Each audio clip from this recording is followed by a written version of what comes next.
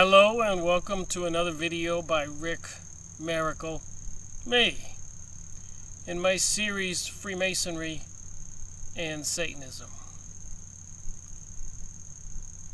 The world seems a little bizarre, but then again maybe it's been bizarre a long time but none of us noticed.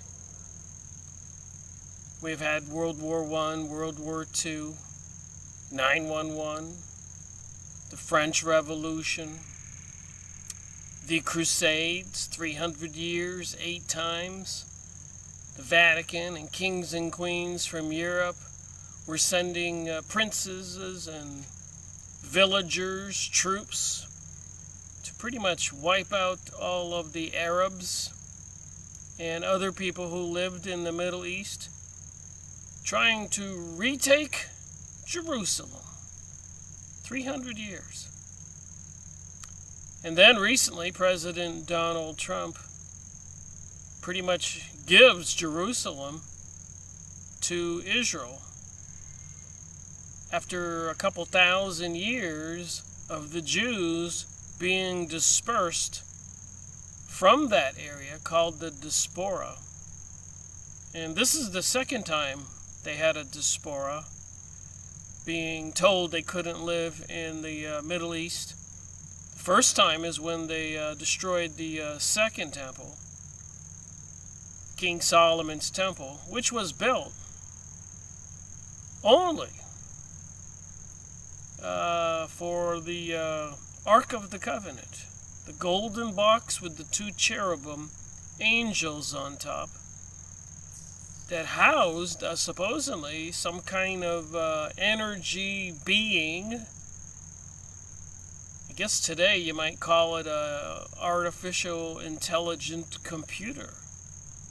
But apparently this was some kind of god, high-level angel, demon being, Satan himself, Lucifer, Raphael. Raphael's represented by the 6-pointed star. He was a well-known demon angel. So now they have a coin after President Donald Trump says the U.S. recognizes Jerusalem as the capital of Israel. Something they've been fighting for a long time. And they brought us World War I and World War II just to bring that about. The Ottoman Empire in Turkey controlled the Middle East, and they would not allow the Jews to return to fulfill a prophecy and rebuild King Solomon's Temple the 3rd time. They knew the implications. But whoever controls America and the world has put President Donald Trump in the presidency seat in the USA. Just like they put Woodrow Wilson in the presidency seat when the previous president, President Taft, wouldn't cooperate with the same plans to create a homeland in the Middle East, in Palestine. So I've been trying to figure it out because apparently 100 years before World War I, the Jewish people were having troubles in Russia, Soviet Union, Russia, and they were fleeing to many places, including Germany, where they found safe refuge and serious prosperity. Garden of Eden, their utopia in Germany before World War I. The Germans were allowing them to settle there when they had fled from Russia during the 1800s. And then in the 1500s, the Jews were banished from Spain.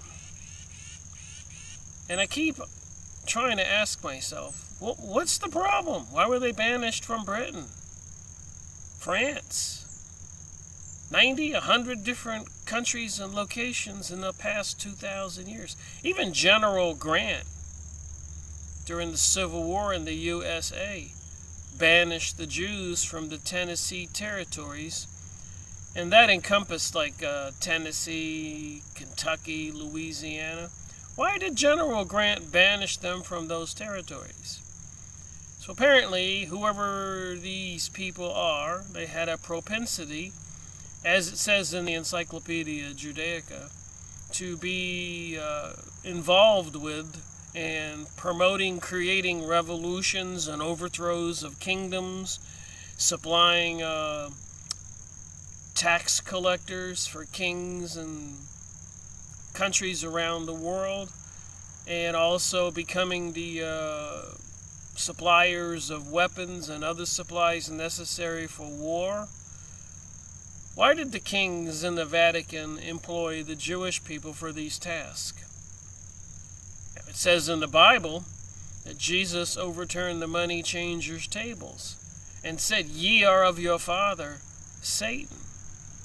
And that doesn't mean all Jews are from their father, Satan.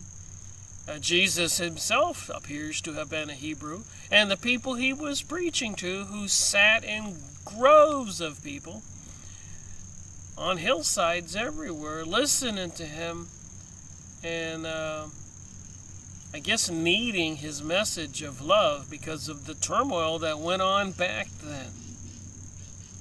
The Pharisees and leading Jews had some strange religion with that golden box called the Ark of the Covenant. They took it into battle, opened the lid, and this fiery electricity or spiritual beings, demons, would fly out and kill the enemy. And sometimes when the pallbearers were carrying it, the ark had holes in the front and the back, and they could put these long rods through there. So they would carry it, and sometimes the ark had such power, or maybe he thought that the pallbearers were having trouble carrying the golden ark made out of solid gold. But the whole thing would lift up and levitate and move along with the column. What was in that box? What kind of being? So anyways, continuing to read about how the Jesuits were created, and that the Jews were exiled from Spain in 1500. And if they wanted to convert to Christianity, they were allowed to stay, and they owned a lot of property and businesses. So they were called conversos, Moranos, but apparently they didn't give up this particular religion, some aspect of something that was causing all these problems. So I was asking myself, what is this Jewish religion? And in the Encyclopedia Judaica, the English edition, 16 books about this long, I have them all. I've been making videos on those books. And I made videos on things like Zionism and the Kabbalah and the history of anti-Semitic activities in the world. That's where I learned all these things. But it didn't really give me a clear indicator of what this religion was, and there's been a lot of accusations. Like Jesus in the Bible, "Ye are of your father Satan." That would be Satanism. And Satan is depicted as a serpent, even in the Bible, Adam and Eve. And so much symbolism with the serpent and Satan, snakes.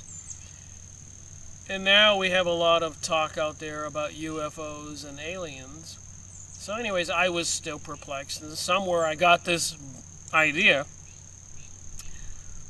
that I needed to go to Yahoo image site. You can go on Yahoo and type images in your search, and no matter what topic you are interested in, Jesus Christ, the Ark of the Covenant, Freemasons, Illuminati, anything you can think of, witchcraft, demons, angels, Napoleon. It's a very, very important, valuable research site, because if you put in Yahoo images and you put in something like Jewish magic, you're going to come up with an image site with a page full of images, and you can click to the next page and the next page and the next page and the next page. And each image you can click to a website where it came from.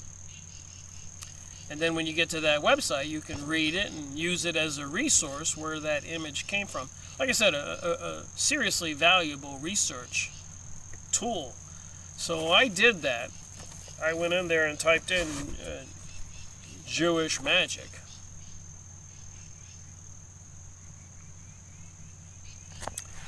And I have all these pictures, and they were quite bizarre, as you can see.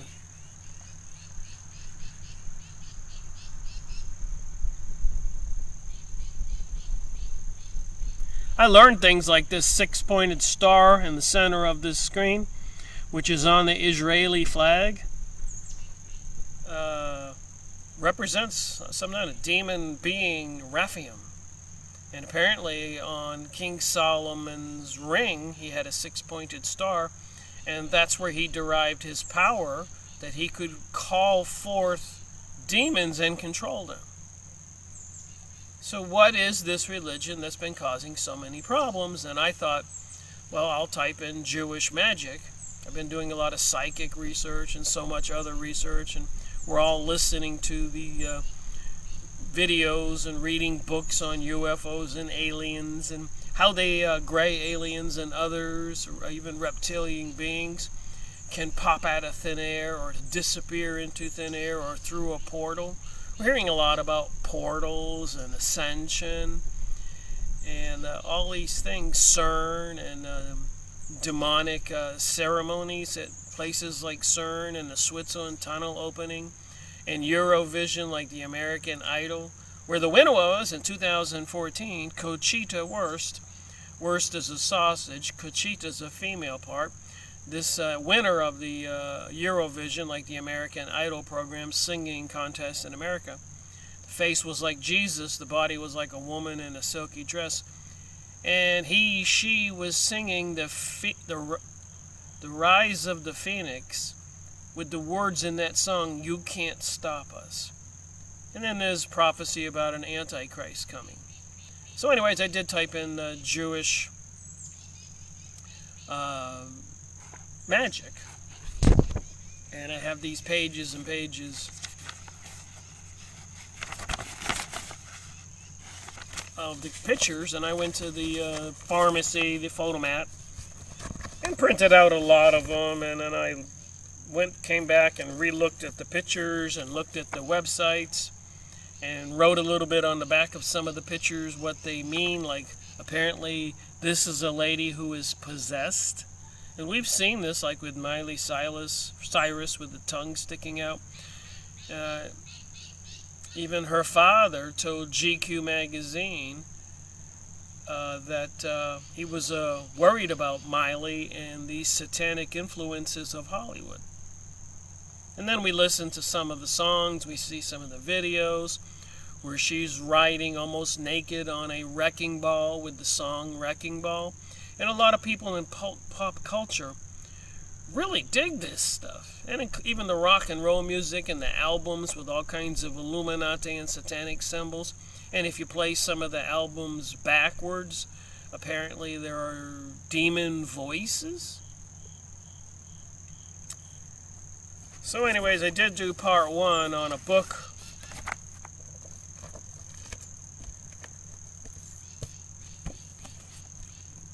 Jewish Magic and Superstition.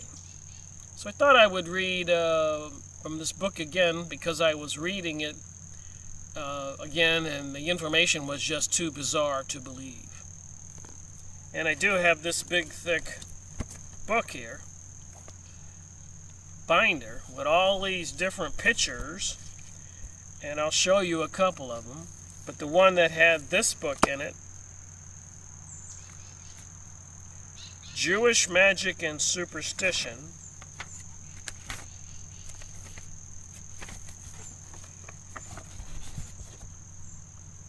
so I went online and tried to find which of these books I could afford, and I bought it. So you can go online and put in Jewish Magic and Superstition, and you'll find all these pages and search results for the websites, places where you can buy the book. There's even one website I found where you don't have to buy the book. Here's 23 pages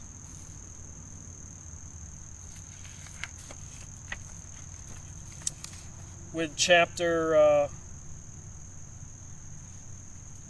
on Talmudic amulets.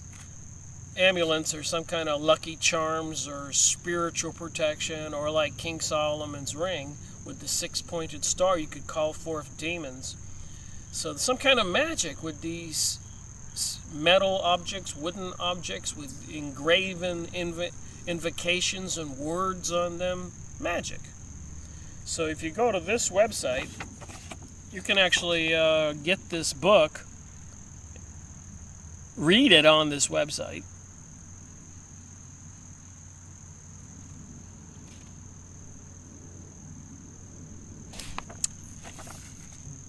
The infounderground.com/smf/index.php. So the Info Underground, and you just look up Talmudic Amulets, Jewish Magic and Superstition by Joshua Trachtenberg. So you don't have to buy the book. And I have a whole lot more here. Here's the picture, I believe, that was on the Jewish Magic search results. And when I clicked it, I got the Jewish Magic and Superstition. Notice the all-seeing eye, which is also on the back of the dollar bill. And you can see the Hebrew symbols on the coin. And remember that one Hebrew symbol that looks like a upside down L, just straight down and a little notch. That's a 6. And on Monster Drink, and it's definitely a 6, Jewish 6. You can look it up. And on the Monster Drink, demons, monsters, there's 3 of those straight down notches, which is clearly 666. So apparently even big companies are capitalizing on this demonology stuff. Another one I found that I need to be sharing, and I've been reading the material, is one called Red Mercury, Love Spells and Black Magic.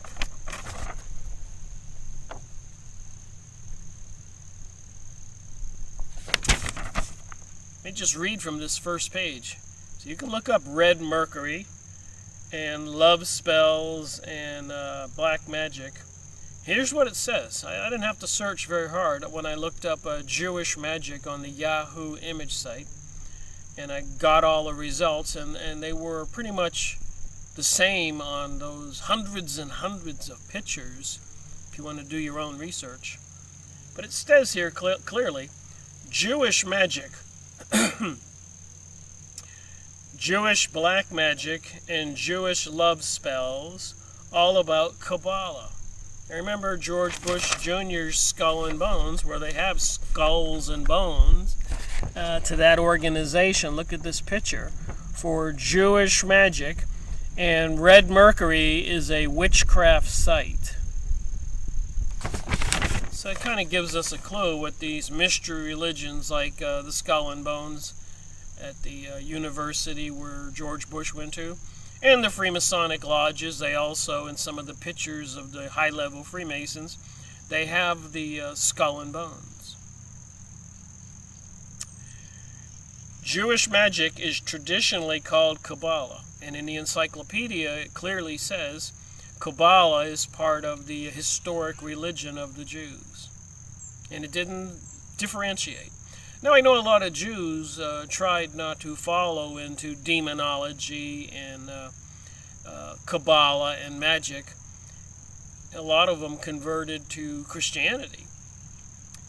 So when you look at the things Jesus did in casting out unclean spirits, etc., and apparently the people possessed by these spirits could be overcome with mental illness or other diseases, making them hunchbacked or deformed. But when he cast out these unclean spirits or demons, these people became healthy.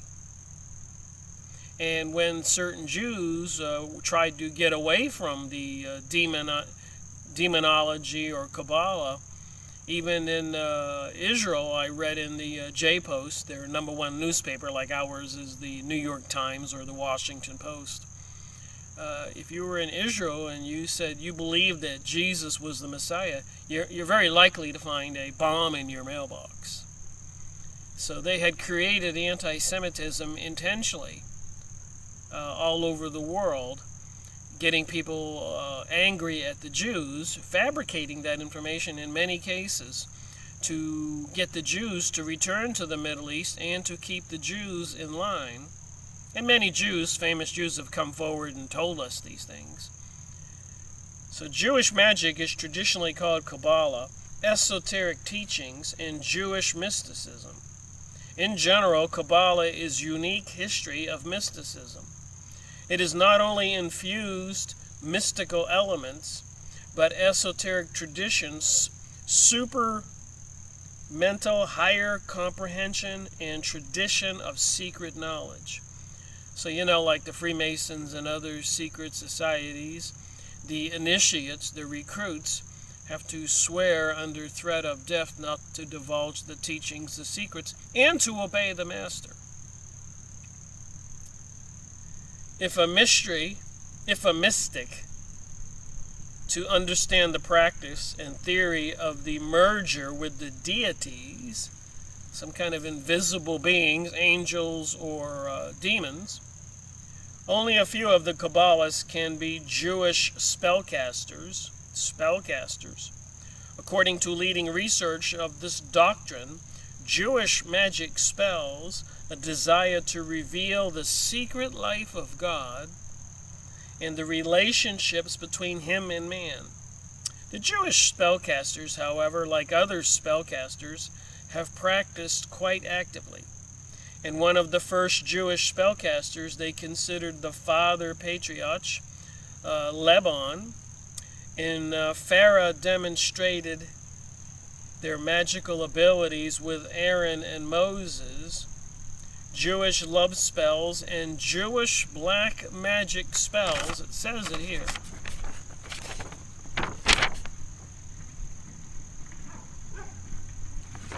So here I am trying to find out what it is that has been causing the Jewish people all over the known world for 2,000 years, problems with other people. What is this religion?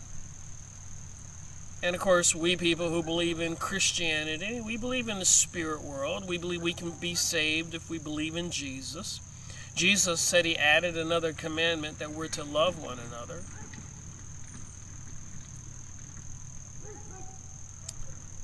Let's see. And we know these traditions. Spit over the left shoulder in the transition of a black cat. Knock on wood. We also believe in the magical black eyes. And while we do not for 1 second do not think that all of these actions have a magical significance, one of the best examples, the word abracadabra. Is there a word on the amulets 3 century BC?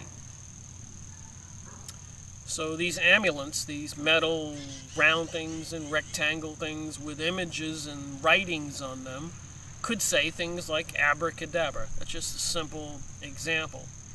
But apparently this either contacts or controls demons or angels. The practice of tradition, Jewish black magic, were not welcome. The practice of tradition, traditional Jewish black magic, were not welcome. You think?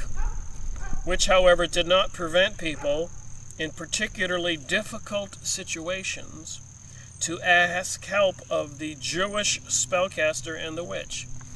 So even though a lot of people thought it was a horrible thing and not to be tolerated, I guess kings and other people, wealthy people in trouble, would go to see a spellcaster, somebody practicing black magic, witchcraft. And remember, the encyclopedia said this is part of the Jewish culture. This is the religion we've all been wondering about, these beliefs. And it's not so far away when you consider the New Testament and the Bible and Jesus. healing people, multiplying bread and water, fish, turning water into wine, some people would say that's magic. Casting out unclean spirits, raising people from the dead, raising himself from the dead, and then ascending in spiritual form, appearing before the disciples as a spiritual entity after he was crucified.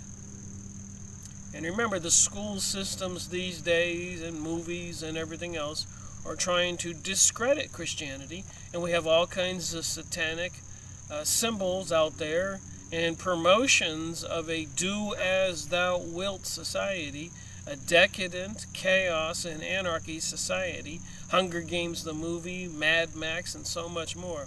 It's just quite disturbing, the stuff you can watch on TV and the movies these days. It's actually quite horrific.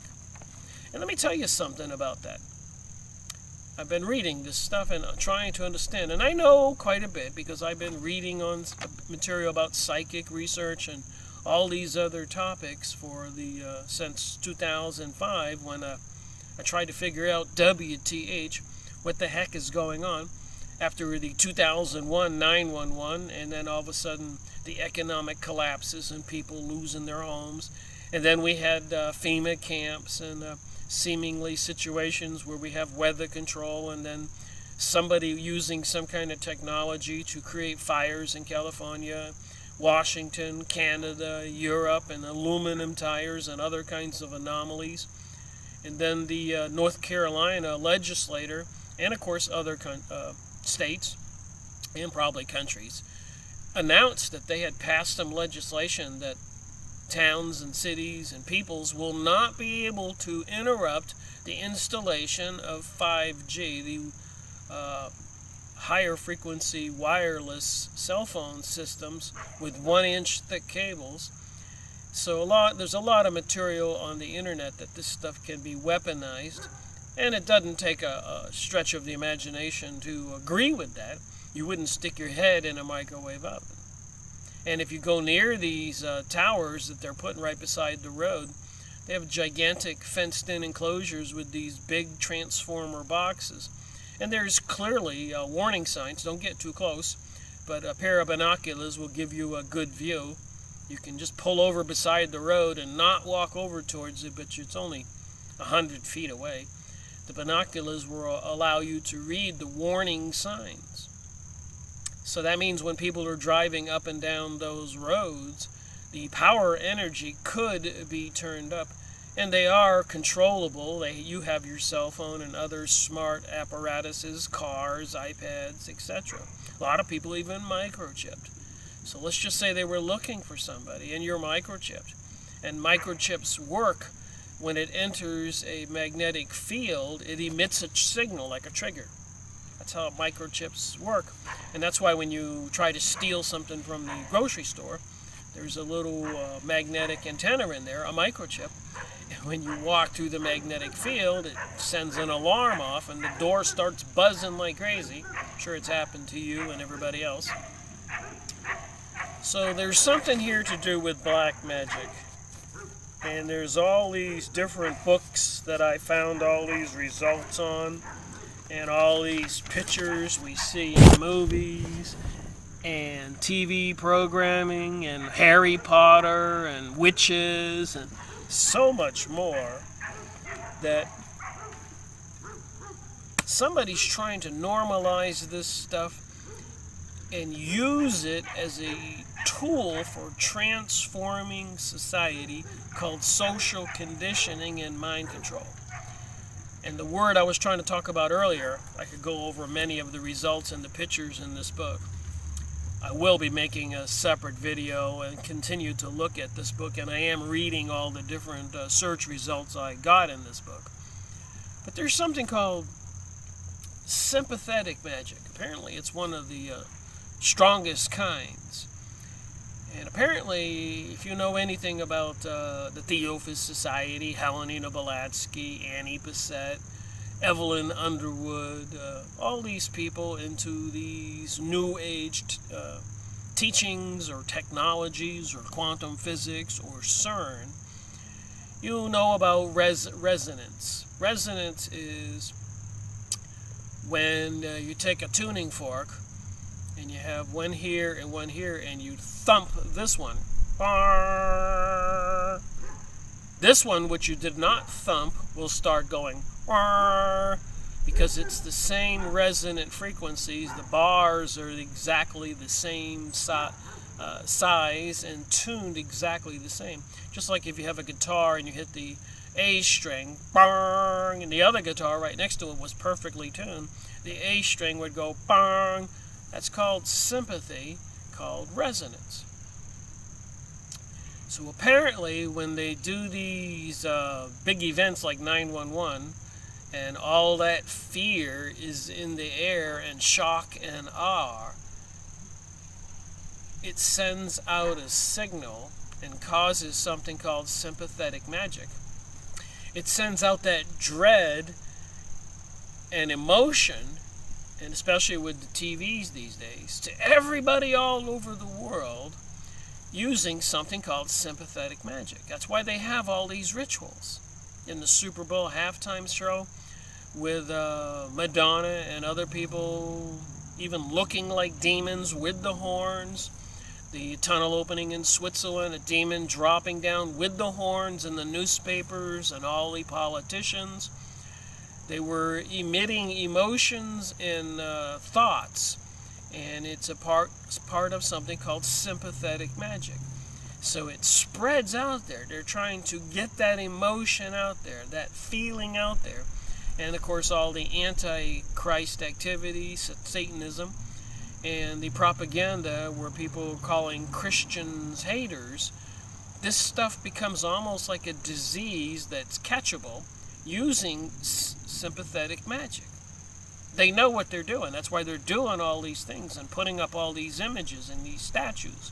The all-seeing eye, all these symbols on billboards and everywhere. It's contagious. So I'm going to read from this book. I was reading from the second chapter.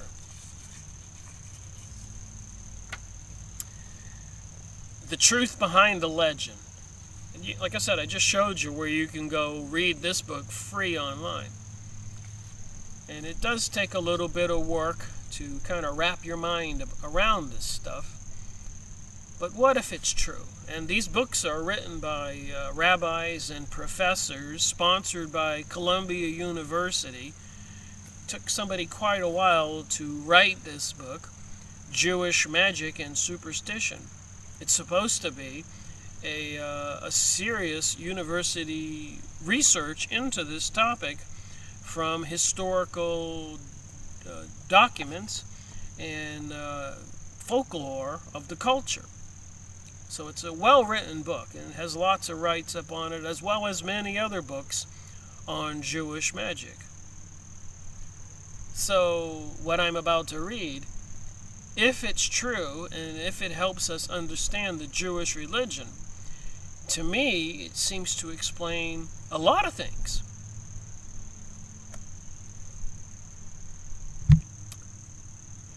Sorry it takes so long to get to the book, but I did show where you can find it free online, or you can go like I did and go to a used bookstore and find it. And on the Yahoo image site, there are many other books with similar titles on Jewish magic.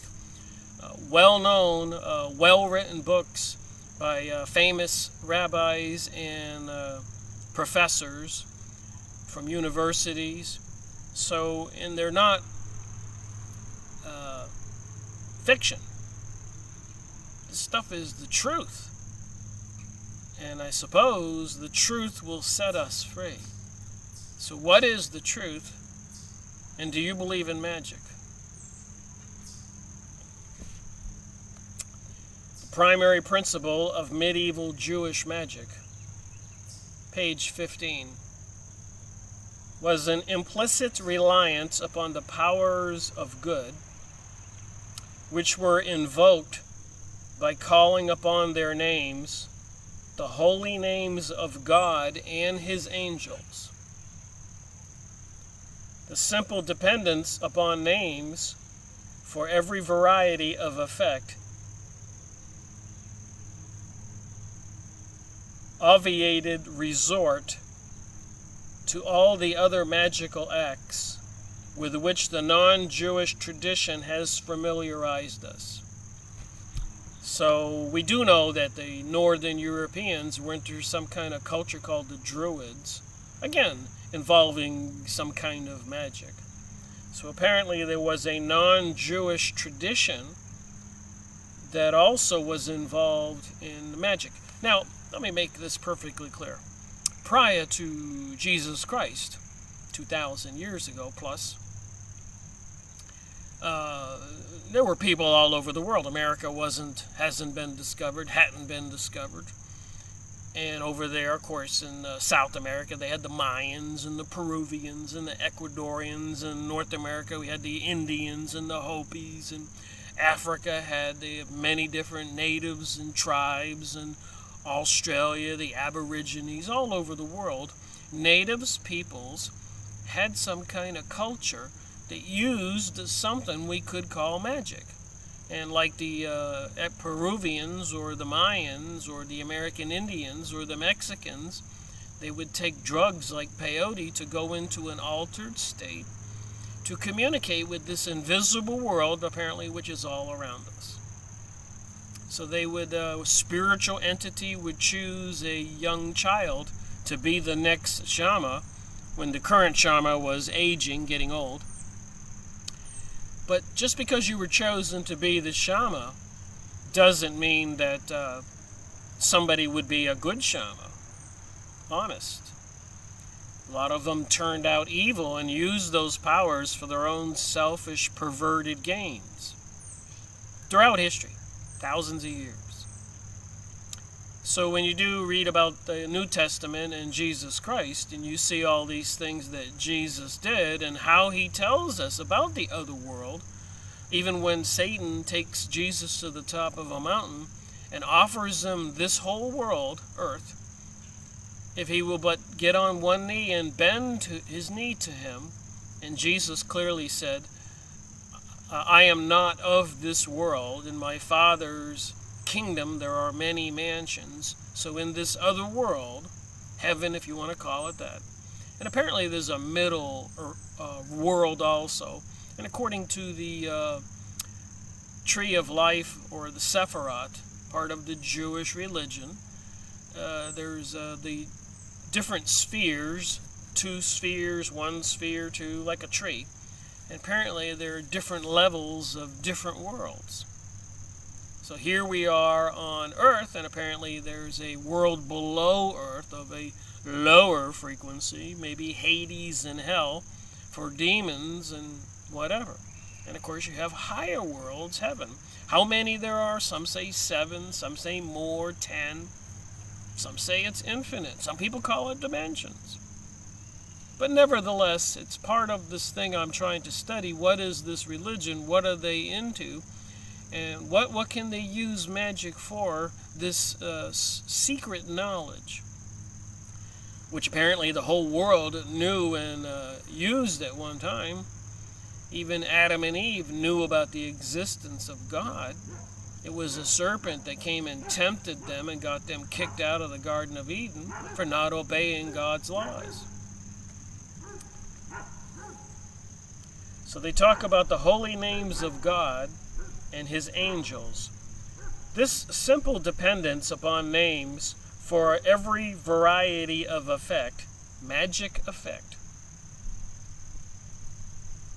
obviated resort to all other magical acts with which the non-Jewish tradition has familiarized us.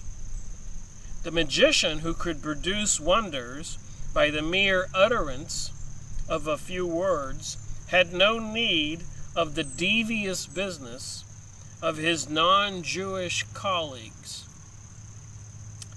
It was the absence of the satanic element and the use of these names, that is, the employment of God's celestial servants, which stamped Jewish magic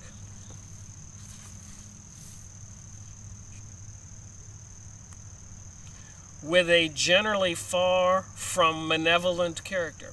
I remember this book was written by a Jewish person, rabbi, professor, etc., whatever he was. His name was Joshua Trachtenberg. I need to look into him some more details. I've been reading some of the search results on the Yahoo image site.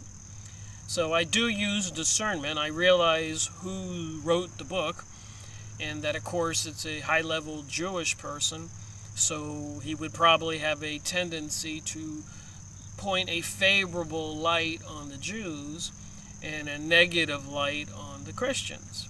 So that point's not escaping me. So generally far from malevolent character. So the Jews, he's saying, of course, wouldn't practice black magic.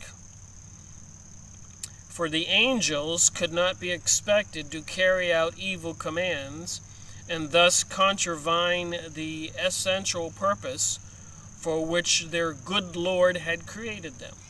So this guy is saying is the historic Jewish people couldn't do evil magic, malevolent, because they were controlling angels, and the angels wouldn't do evil magic for them because of the God that created them. But let's not forget, a third of the angels, according to the Bible, were cast out of heaven. And there's names for them. Archons.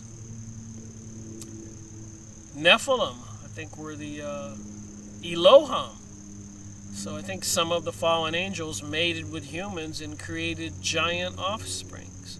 And then they even say with planet Nibiru, the Anunnaki did that. Even the Palladians, the information that's channeled by the channelers, say they came into Earth's past and altered our planet and DNA and humanity's history. And they say they're back to make amends. So I suspect all these stories, whether they're Palladians, Anunnaki, Archons, Nephilim, Elohim, I suspect it's all one and the same story, the fallen angels. So don't be fooled. And it was this principle, too, which kept Jewish magic securely within the bounds of the religion. So Jewish magic securely within the bounds of the religion. So I'm getting a clue here, what was their religion? And even in Christianity, with Jesus performing the miracles and raising the dead and multiplying fish and bread and turning water into wine, I suppose, in a kind of a way, we all believe in magic. But the problem is, even with the secret societies, Freemasons, Rosicrucians, Illuminati, Knights of Malta, Knights of Columbus, and created organizations like the Council of Foreign Relations, Trilateral Commission, and all these secret societies, Club of Rome, Bohemian Grove, Bilderberger Group, Heritage Foundation, Ford Foundation. And a lot of these foundations were started out with the vast fortune, like in Ford's case, or Carnegie Foundation, with people who probably weren't complicit in the evil. But when they died, somebody took over these vast amounts of money and controlled these foundations. And apparently it is seemingly, because of the symbolism, is some kind of satanic, demonic, fallen angel cult that have taken over these things and who seem to have taken over our entire world right now. The symbolisms are everywhere. So it is kind of cool that when you do study this and you start to learn what the religion is of these people and a little bit more truth about reality, it kind of makes everything make sense. Even the religion of the Chinese, Buddhism, and in India, Hinduism, Zoroastrianism, or the shamans of the Mayans and the American Indians and the Hopis and the Peruvians and the Aborigines. It's all one and the same, and there are many common denominators. So in some sense, a lot of this magic, or this truth, secret, religious, spiritual communication and knowledge is not a bad thing. We're all here, and we're all spiritual beings in these biological bodies. But then again, and according to the Bible, it appears the evil forces are in control of the planet right now, and they're planning a global world order, and they're planning to depopulate the planet, probably through releasing some kind of plague or World War III or terror event or martial law. And for some reason, these evil forces seem to thrive on the emotions of all the terror, insanity terror, that they cause. It's some kind of food for these demonic, destructive beings. Hard to believe. Magic was prescribed by the church and hunted down by the Inquisition, not because it was magic, but because it made mockery of the Christian faith and became a powerful anti-Christian force. It was a rival of the church. So the Jewish magic was a rival of the church. And other people who were not Jewish, Druids, exactly where they fall into play here.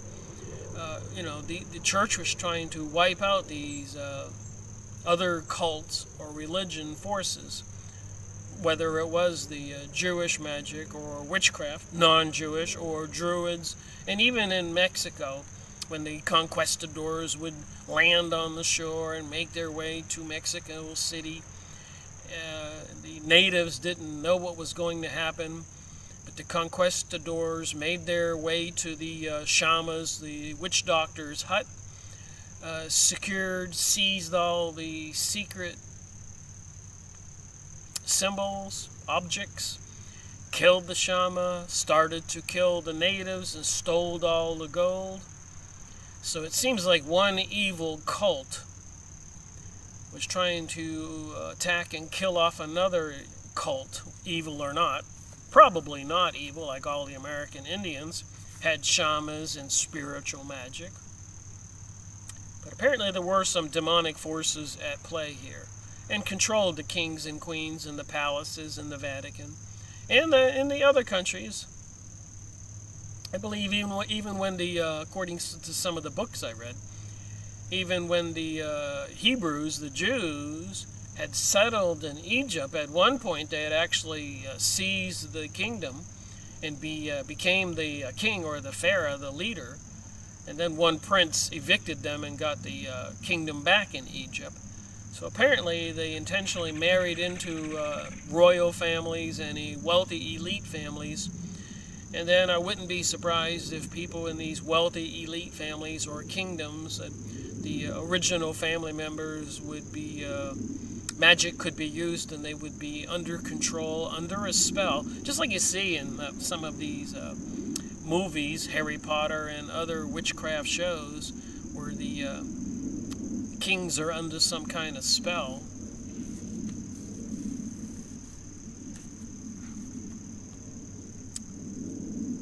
Powerful anti-Christian force. So again, bottom line is, you want to figure out what the heck is going on, WTH.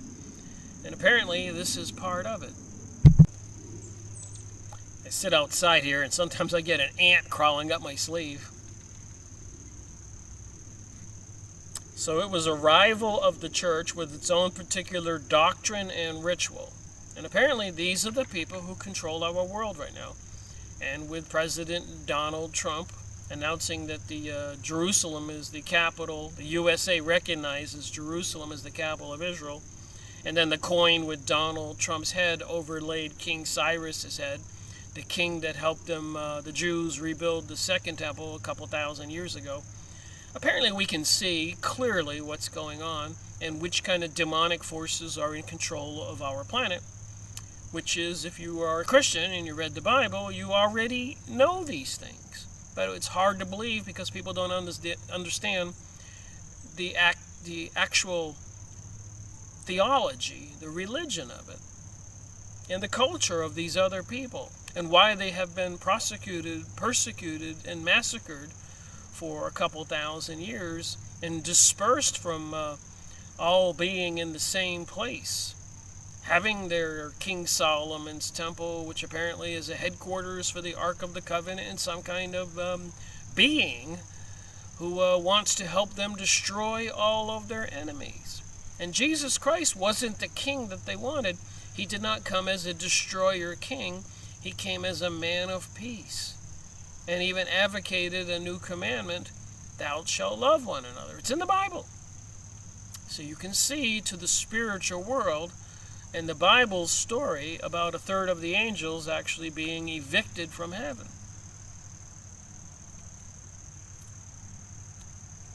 All right, Jewish magic during this period never strayed from the fold. So again, you got to realize who the author of this book is.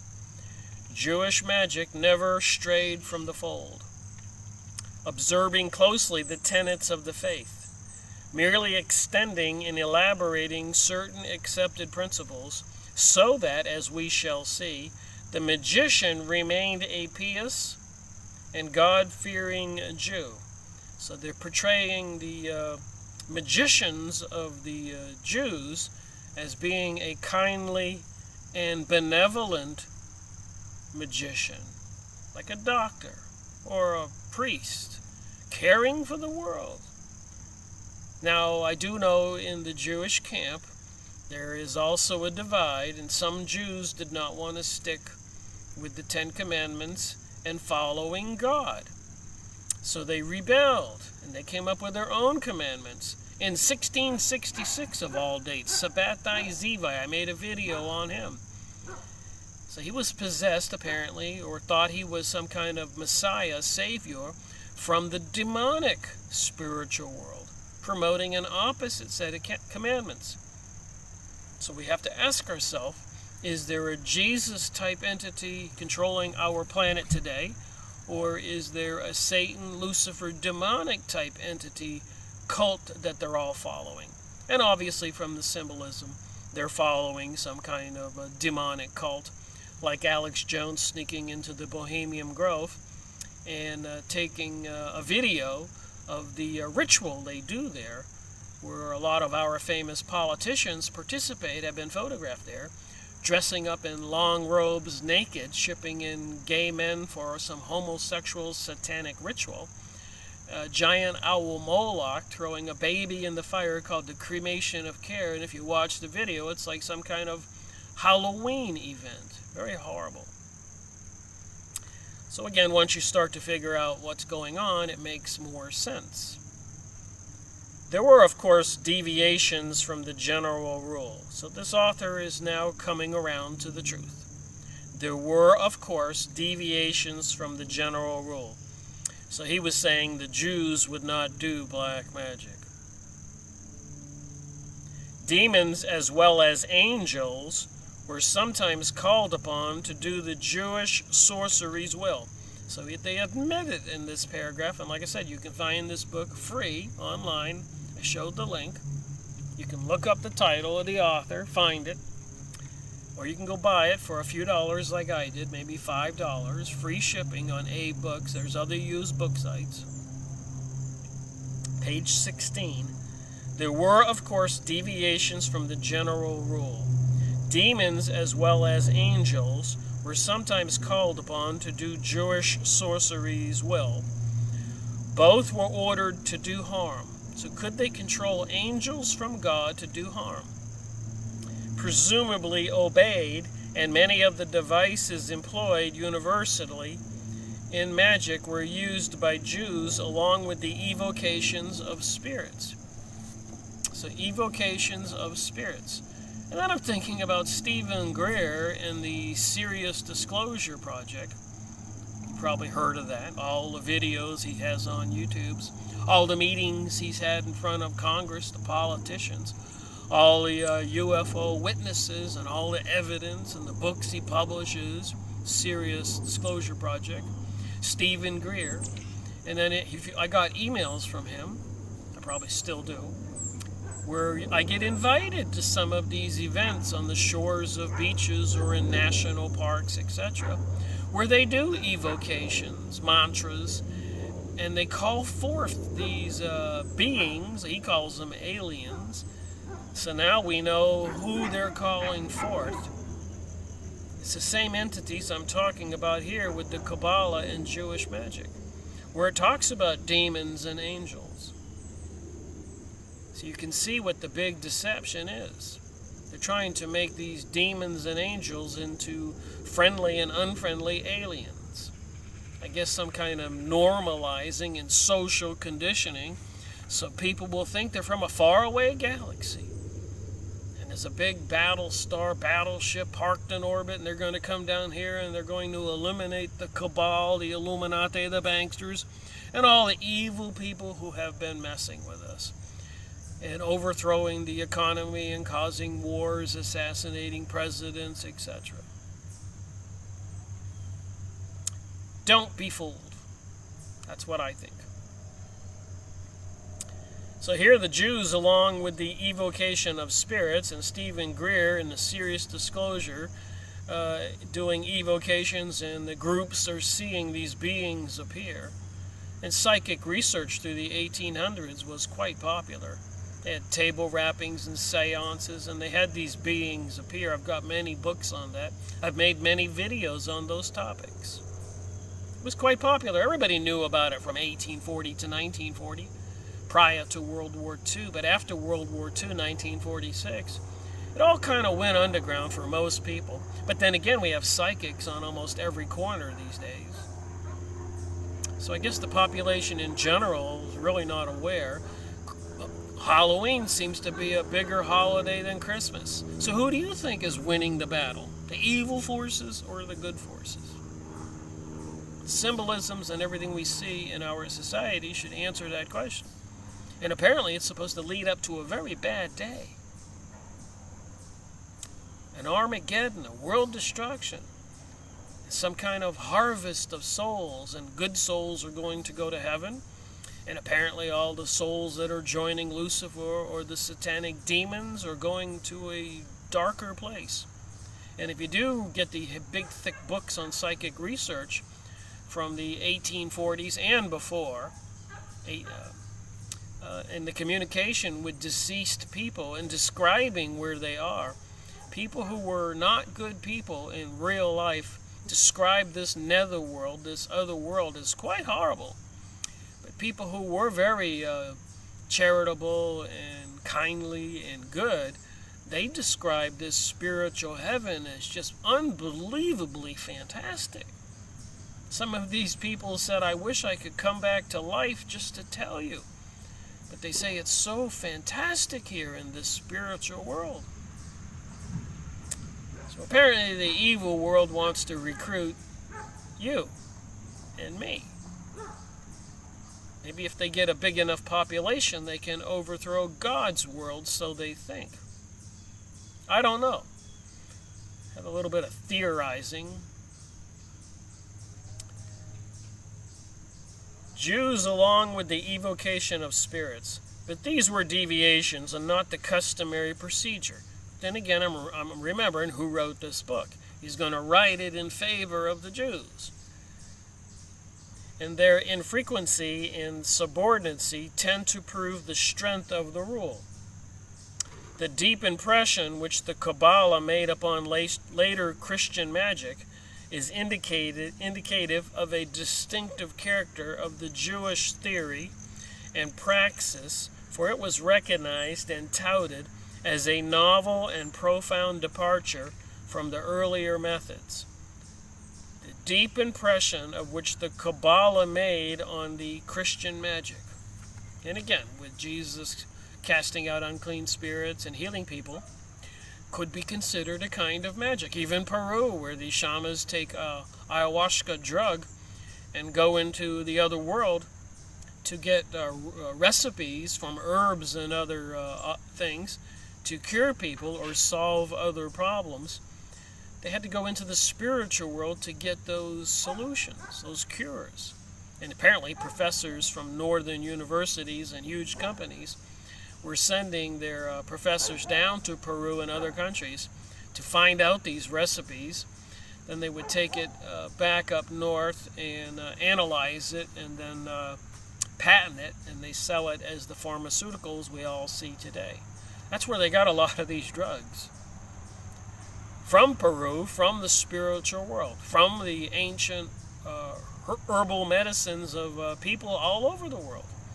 In the 1900s, early 1910, 1920, The Rockefellers went out of their way to destroy the allopathic or homeopathic herbal natural cure medicine and to bring us the allopathic surgery type medicine we have today. They did that on purpose. They wanted to steal all the secret recipes so they could patent them and control a pharmaceutical industry. FYI. Eustace Mullins' book, Murder by Injection. I made a video on his book. I read so many books. That's where I get all this information. I kind of, thank God, I have a kind of a good memory. For as much as I read, I guess that's a good thing. Now to revert to our original question, who was the Jewish magician?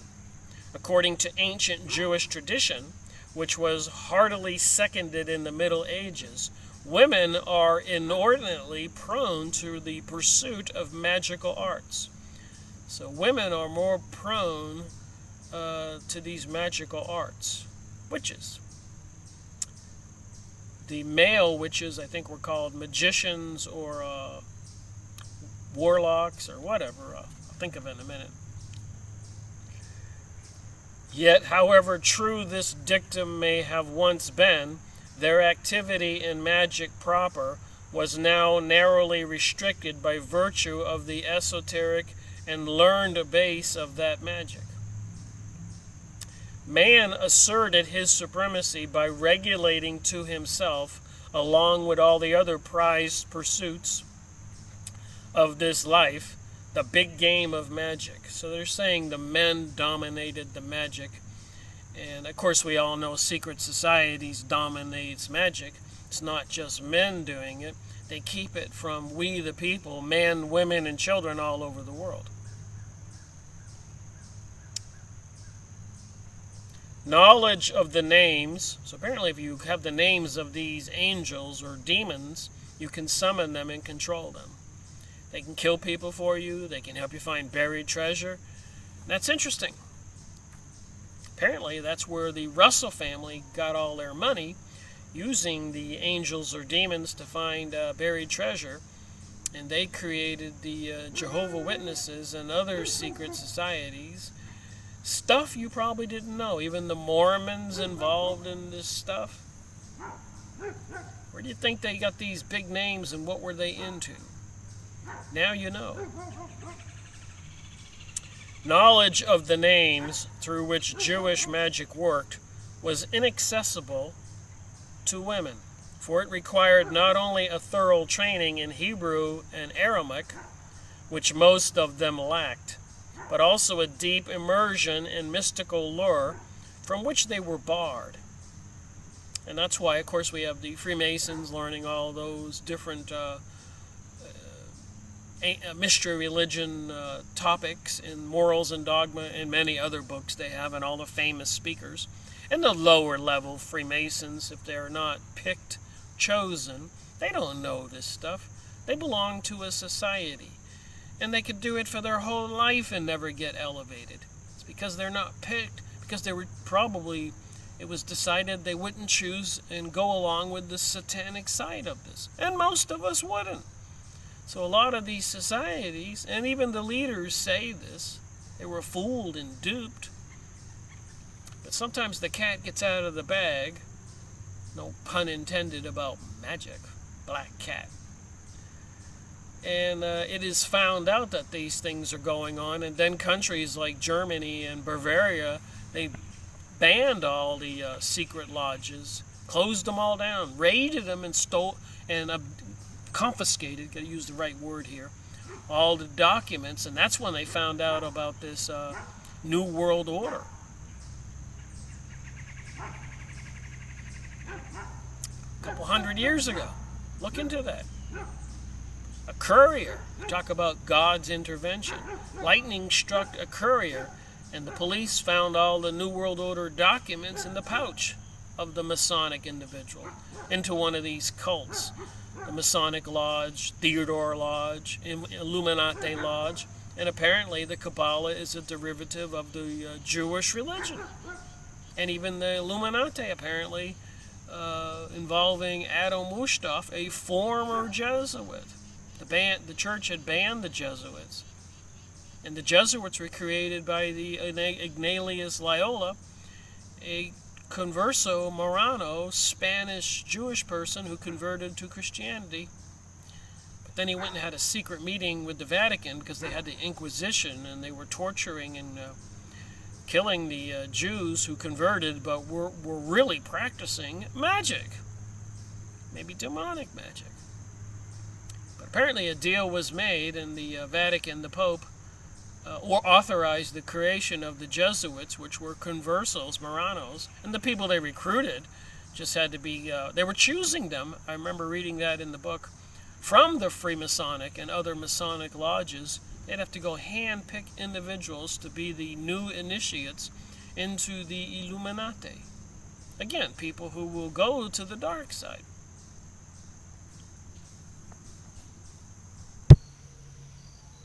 All right, continuing on. So, inaccessible to women. For it required not only a thorough training in Hebrew and Aramaic, which most of them lacked, but also a deep immersion in mystical lore, from which they were barred. So the men kind of took over the magic. Evidently, what the authorities had in mind was that women were a spear point of the forces of superstition, and that it was they who propagated the bizarre notions upon which the popular imagination fed. That they were the fountainhead of all those household recipes and remedies and whispered charms with which the medieval Jewry was plagued or saved.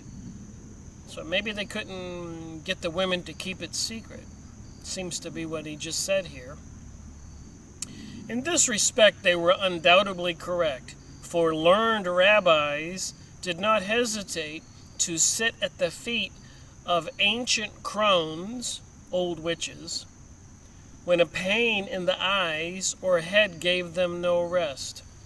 So even the historic rabbis would seek out a good witch, crone, old witch, if they had an ailment.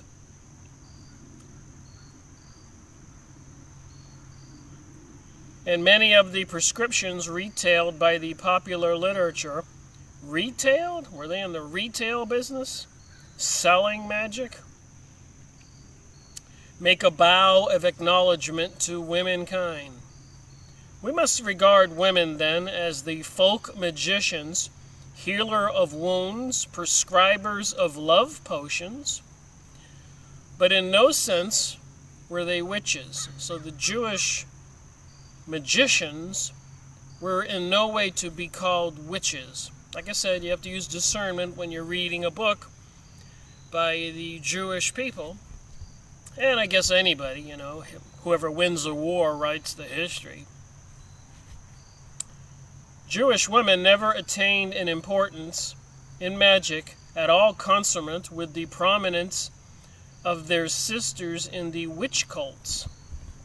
So the Jewish female witches never got to be as popular as the witches in other cults. Nor was Jewish magic an exclusive skill of the magician. It is hazardous to assert even that there were such people as magicians by profession.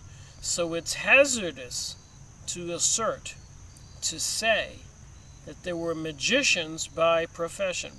And throughout history, it's in a lot of books. Kings, queens, even the Vatican, they had their magicians. But they don't want you to know that. Why do you suppose that is? Because they don't want we, the people, to know the truth. That's why the secret societies, recruiting their initiates, the new members, swear on a Bible under threat of death, not to divulge the teachings or what's going on, and to obey the master.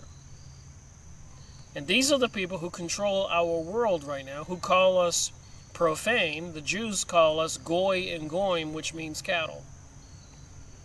And just because I discuss these things does not make me an anti-Semite.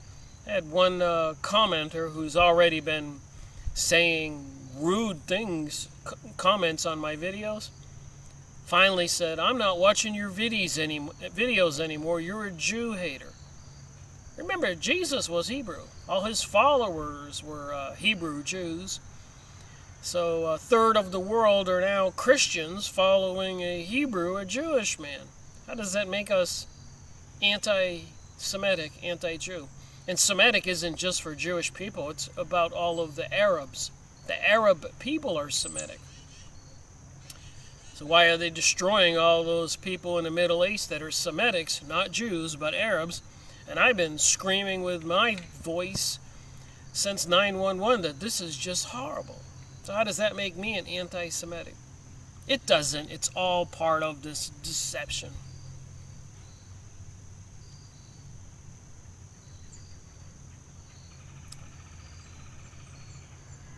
All right. We must regard women then as the folk magicians, healers of wounds, prescribers of love potions, but in no sense witches. Jewish women never attained an importance in magic, at all consonant with the prominence of their sisters in the witch cults. Nor was Jewish magic the exclusive skill of the magician. It is hazardous to assert that there were such people as magicians by profession. So they don't want you to know that a lot of Jewish famous advisors to kings and queens and writers, and they were magicians into this magic by profession. One may define the Jewish magician as a scholar by vocation. So you can call him a scholar, but don't call him a magician. A practitioner of the mystical, magical arts by a vocation. Every mystic, properly trained, could practice magic as a sideline. Indeed, the dangers of invoking the spirits without an adequate education in mysticism was frequently stressed, and the possessor of esoteric traditions and writings was sternly counseled to keep them hidden from the common glance. So they didn't want the common people to know about this, that the magicians were practicing magic, controlling demons and angels to do them favors, to destroy other people, to get all the wealth, to win a war, to control a country, lest they be misused, and to pass them only into a select circle. So now you know why all these mystery cults, lodges, want to keep everything a secret. Early mystical and magical lore was successfully guarded by a limited oral tradition. So historically, they wouldn't write this stuff down, of course. The secret lore of the German school, founded by the Calamides, who removed to the Rhineland, Germany, from Lucca in the 10th century. So it's been going on a long time. 2,000 years history of magic, witchcraft. And before that. Alright, the 10th century was first written down in the 13th by the followers of Judah the Pious, among whom Eliezer of Worms was outstanding both for his prolific pen and the depth of his learning. Jewish life had turned more and more inward as relations with the Christian world grew more difficult. So they're practicing magic. They denied Jesus as the Savior, an emissary sent from the spiritual world, apparently God's only Son. They crucified him. I guess that would cause a little turmoil. So the relationships with the Christian world grew more difficult. The intensive study of the Talmud had become almost a sole intellectual pursuit. And the Talmud has replaced the Torah. So we don't have Torah Jews, which would have been Jews who were the good Jews following the Ten Commandments, etc. The people following the Talmud, apparently are Reformed Jews, and who don't like the Ten Commandments and apparently have a set of commandments that's opposite of the Ten Commandments, which is obviously of the satanic Lucifer fallen angels, demon cults, if you want to simplify it. Now, are they all into that? Probably not. But at a higher level, just like the Freemasons, they're all the lower level people are not part of the sinister evil activities going on to create a global world order, coming out of the United Nations and coming out of Israel and the Zionists and a lot of the secret mystery organizations, Freemasons, Rosicrucians, Bohemian Grove, Bilderberger Groups, Council of Foreign Relations, Trilateral Commission, Bohemian Grove, Club of Rome, all secret intelligence services all over the world seem to be in on this, torturing people, murdering people. They're probably, hopefully, we have a lot of people left in the military and some people left in the intelligence services and the police forces who will not fall for this deception. But apparently the people in control have been doing their homework, bringing us AI, artificial intelligence, monitoring everything we do, and planning for a bad day when they pull the trigger, whether it's a plague or a world war or something, economic money collapse, EMP, electromagnetic pulse, sustainability, global warming claim, controlling hurricanes, controlling fires, to declare martial law. And apparently, at the end times, people are supposed to swear allegiance to this Antichrist, Lucifer, Satan character, or as part of the Noahic laws, secretly passed here in the United States, Noahide laws.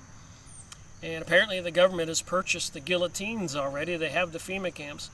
But people who are convicted of heresy, proclaiming Jesus as the Savior, would be called a heretic, because they say he wasn't, so it would be a crime, and their preferred method of killing people is by beheading, according to the secret passage of the Noahide laws. And if you go on the internet, you can look it up. I know I repeat myself here. It's that horrific.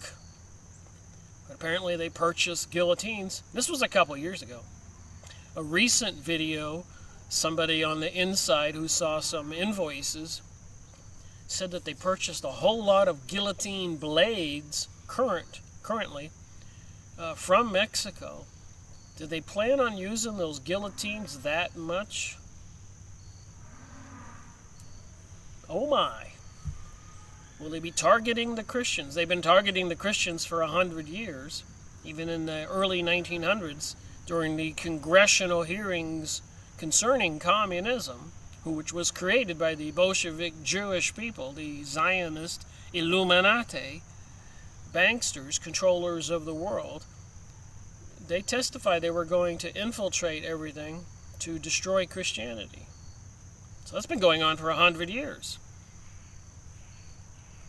The result was that religious emotion, stifled by the exclusive emphasis upon the hair-splitting technicalities in interpretation and observance of the law, finally burst its casuistical bounds, as so often happened, and sought a free and ecstatic outlet in the luscious green fields of theosophy. Theosophist Society, Helena Blavatsky, Secret Doctrine, ISIS Unveiled. This foundation for the New Age. So the luscious green fields of Theosophists. This inner need was a prime incentive for the polarization of the mystical doctrine that began at this time concurrently in Germany and in Spain, but the German Kabbalah never attained the theoretical depth of its Spanish counterpart, nor did it exert so much influence. A word about the Kabbalah and its relation to the subject matter of this book. Properly used, the term denotes a vast theosophitical system. So when I say that the Theosophist Society, who produced the Lucifer Publishing Company and Lucifer Magazine, and even high-level Freemasons says Lucifer's their deity. Says it right here, properly used, the term denotes the vast theosophitical system elaborated in Southern Europe during the Middle Ages on the basis of ancient tradition. So Helena Blavatsky did not create that. It wasn't new. And apparently she was getting a lot of her information from some invisible beings that appeared before her. I made a video on that, series 200, called Masters, well, autobiography of Helena Blavatsky. And she admits it all. Go watch my video, series 200. We'll be revisiting many of these books.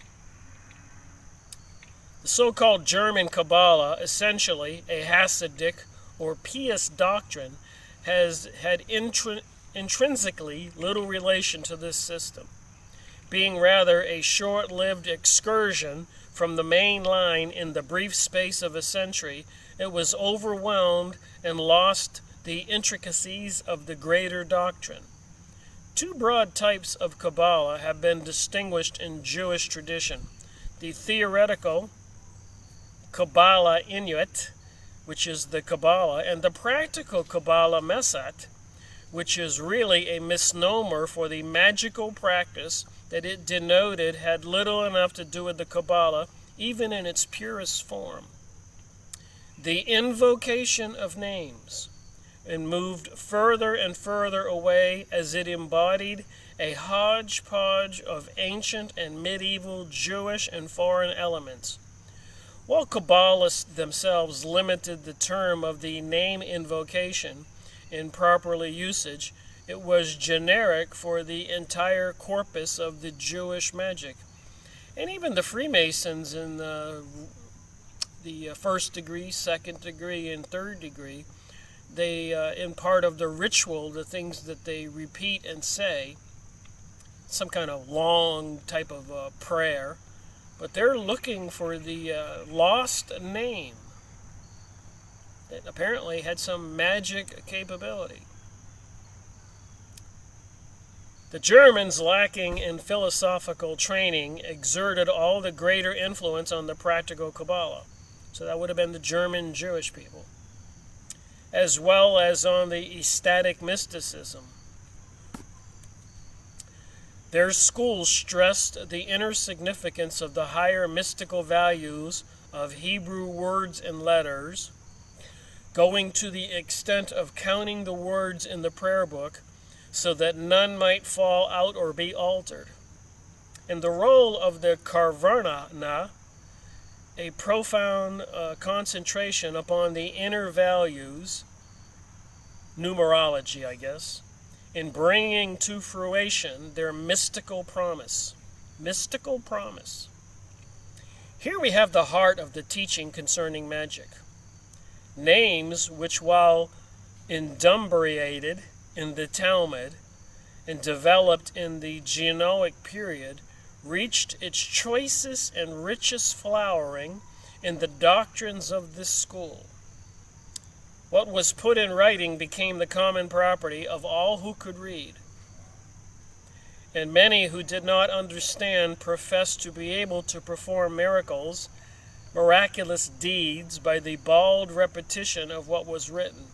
So people could just verbally repeat these invocations and create some kind of miraculous event. They didn't have to know how it was done. They just knew they could say these certain things and do magic. The common fate of polarizations befell this mystical learning, and would-be experts flourished, oblivious of the bitter censure of the truly learned.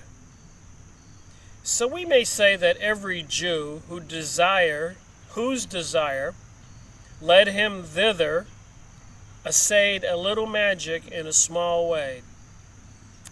So that every Jew who desired did a little magic. But it was generally recognized that only a minor portion of the mystical lure had found its way into books. Much of it still remained private, jealously guarded property. The keepers of this treasure were the great magicians of the Middle Ages.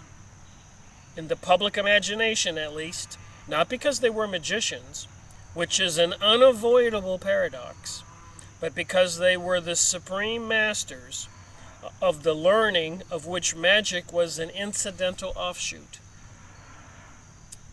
This is why such figures as Samuel, father of Judah the pious, Judah himself, Eliza of Worms, Eliza B. Nathan of Mainz, heir to the Calamite lore, even such non-mystics as Rashi and his grandson Artame, Yael of Paris, and his pupil Mur of Rottenburg, renowned for their Talmudic scholarship, stand out in the legends as the greatest miracle workers of the period. The next portion of this chapter is forbidden and permitted.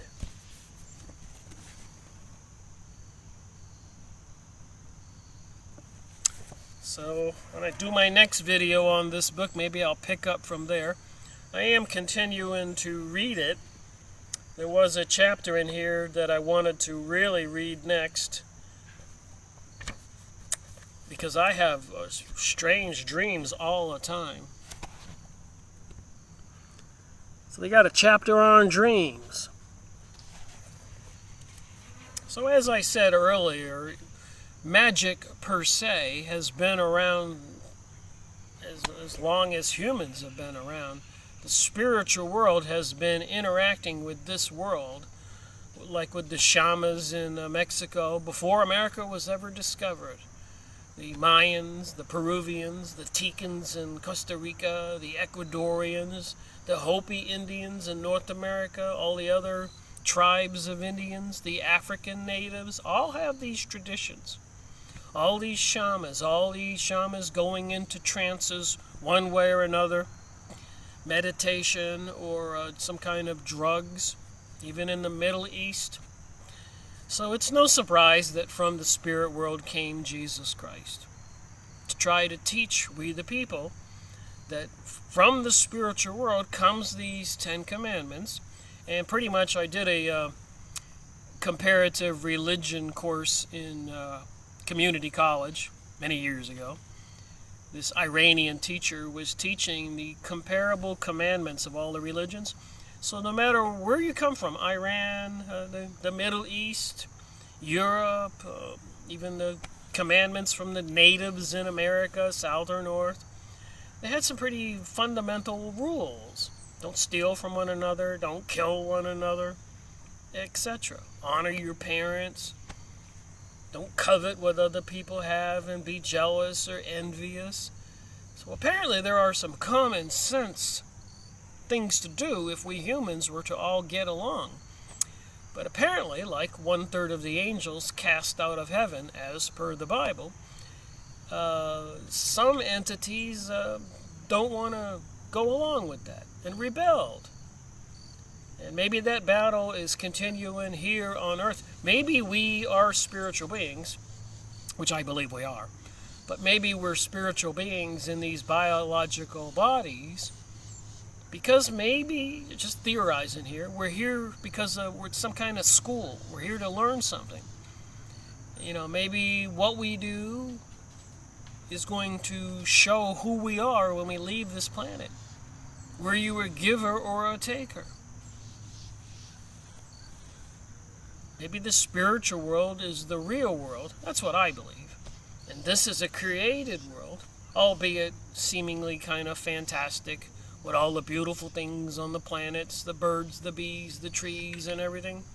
But then again, people who were contacted in the spiritual realm said it's absolutely amazing there, at least the good people. Evil people described it as horrendous and horrible, and they didn't like it. So whatever this lower dimension is, if there is one, called Hades or hell or whatever, and you're not a good person, it appears to be gloom and doom and not too good. I'm just trying to figure out WTH. What the heck is going on, and why do they want to try to bring about some huge depopulation event and have a global world order with some kind of utopian elite Satanists, people, sinister people in charge. And the target, the enemy, are decent people who want to listen to the commandments of God and follow the commandment of that we're supposed to love one another. Again, I read these books, and I've been republishing the books, reviews that I made when I started back in 2013, because I'm going on my 6th year. I guess every 2.5 years I might do that when I reach a certain milestone, because people don't even know these videos exist, although they can go to rickmiracle.com, look over on the top left on that website, and cut and paste the cheat sheet of the titles of all the books I made book reviews on. And when you search them on YouTube, you can find out some books like Series 62, I think, the Freemason Blue Lodge Handbook. I made 12 2-hour videos. So sometimes, like Morals and Dogma for the Freemasons, Albert Pike's book, there's probably a dozen 2-hour videos there. Henry Ford's book, half a dozen out of his 4 volumes, maybe more. And David Icke, I have a lot of his books and a lot of books on channeling. So what do you think about channeling? Channeling these entities by all these mediums and psychics. A lot of people are into that, and astrology. Are they getting the information from demonic beings, fallen angels, or are they getting it from God's angels, good angels? You have to listen to the message and use some discernment. Know what some of the guidelines are about the 10 Commandments. When they tell you you can do whatever you want to do and that Christianity is outdated, you can bet that channeled entity is not from God's world. So then what world is he from?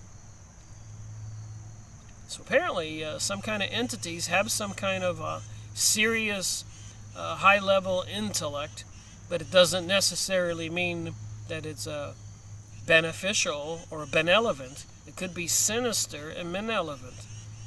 Think about Nikola Tesla being given all that technology, that today the people who control our planet are weaponizing all of it. So it just makes me wonder why that information was given to mankind when now they can take those microwave transmitters they're installing everywhere, turn the volume up, the juice up, and microwave us. And AI, artificial intelligence, computer software programs monitoring us and meta-tagging us into categories, maybe those who will be eliminated whenever they pull off the huge event that will bring some kind of world martial law, policing of the people, microchipping us, everything that's prophesized. Thank you for watching my video. Rick Miracle reporting.